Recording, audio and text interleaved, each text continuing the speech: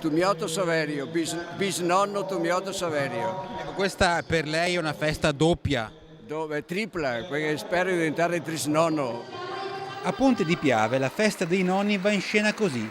Nel Palasport i più giovani del paese incontrano e festeggiano i meno giovani. E oggi i bambini hanno regalato loro uno spettacolo ai loro nonni. Grazie alla collaborazione con le Acri di Treviso abbiamo offerto questo spettacolo in una maniera un po' insolita, proprio i ragazzi che hanno invitato i nonni al loro spettacolo di burattini, ed è stata l'occasione per ringraziare il gruppo Insieme e anche Volontari Ponte, che sono le nostre associazioni che curano i trasporti, oltre agli ospiti della casa di riposo. Nonni che infatti ricoprono un ruolo attivo non solo in famiglia, dove spesso sono insostituibili, ma anche nella società. Perché è un tramando non solo della tradizione ma della vita.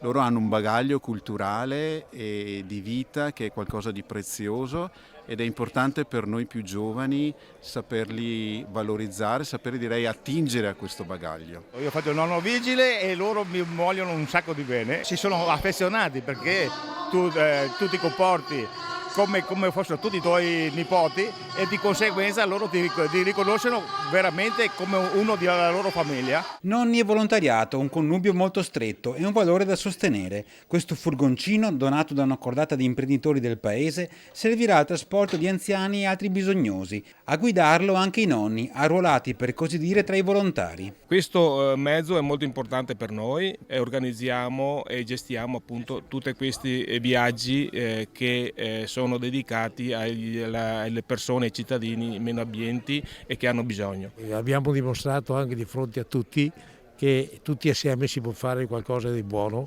per i nonni e anche per i giovani che vengono domani.